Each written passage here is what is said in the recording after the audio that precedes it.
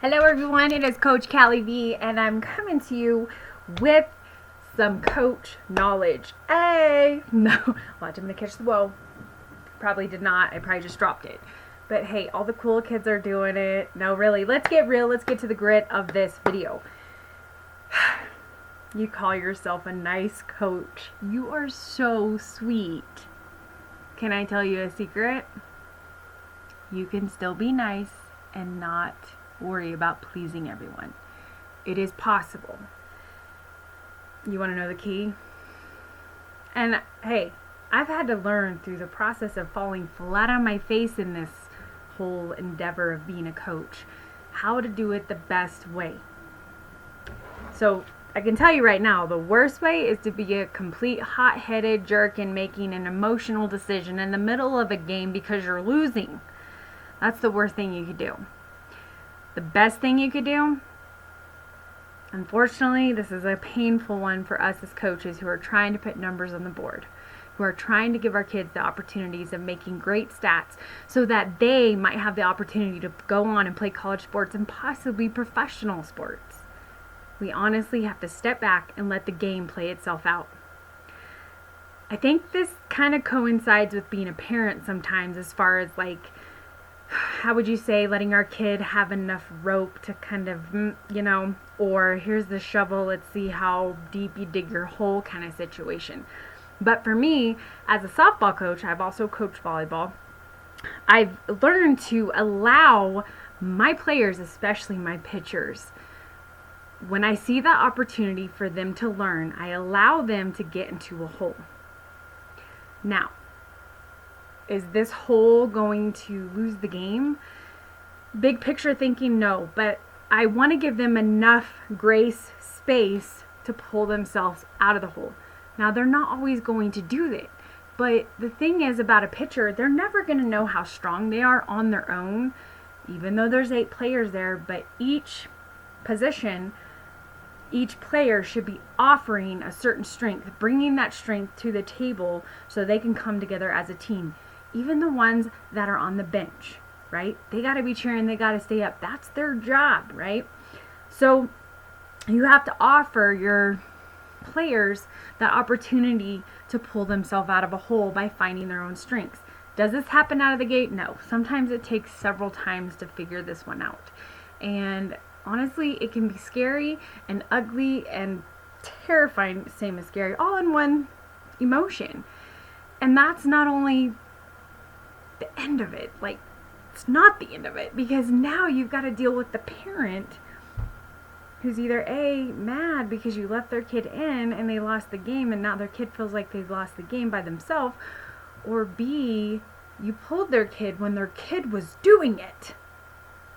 Either way, that to me is like a, how would you say, Austin Powers caught in the hallway moment.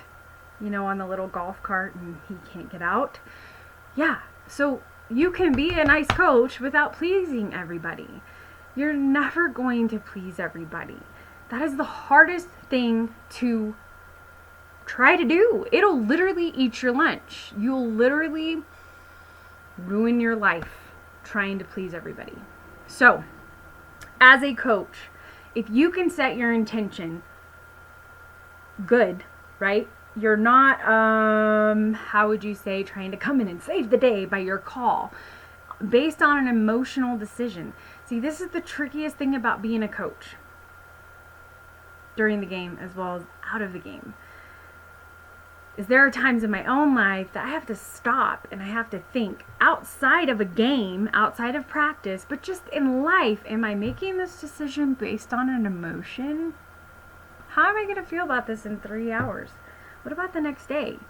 I mean, this is why, as a coach, I require my parents, if you got an issue, you hold up, you wait till the next day, and if you still feel compelled to talk to me about it, then let's go. Because 9 times out of 10, your step to me kind of attitude is based on an emotion. And 10 times out of 10, that emotion is bad. It's negative. It never goes good. Please, if you have been in a situation as a coach where a parent has came up to you right after the game, or hey, here's one, during the game, did that situation go good?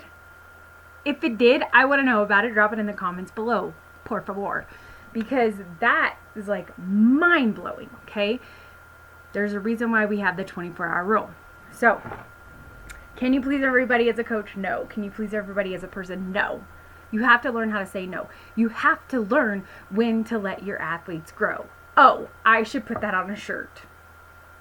Does anybody want to do that? Just put Cali B softball. Hashtag that.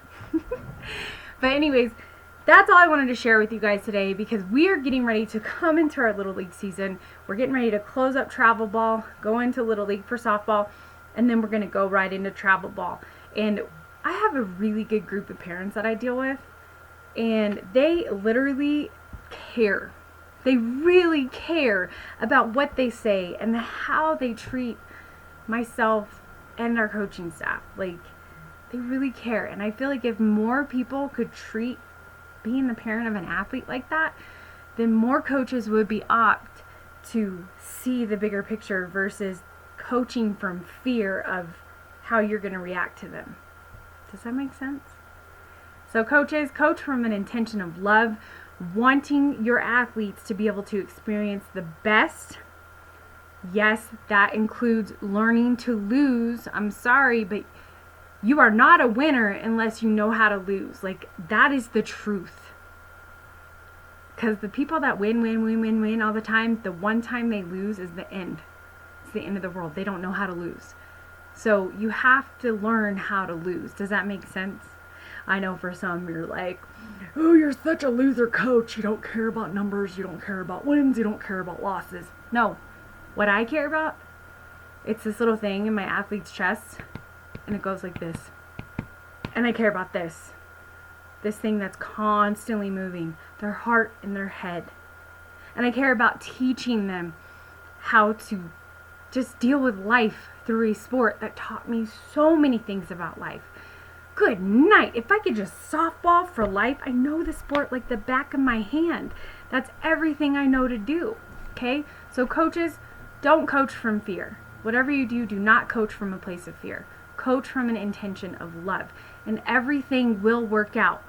Maybe not tomorrow, maybe not the next day, but eventually that kid whose parent got so mad at you, I guarantee you in like 10 years from now, you'll run into them in the grocery store, they're going to be married, they're going to have kids, they're going to introduce you as the coach that changed their life. But that's not why we coach, is it? We coach for the greater good of this and this of our athletes. Take care, guys, and thanks for watching. God bless.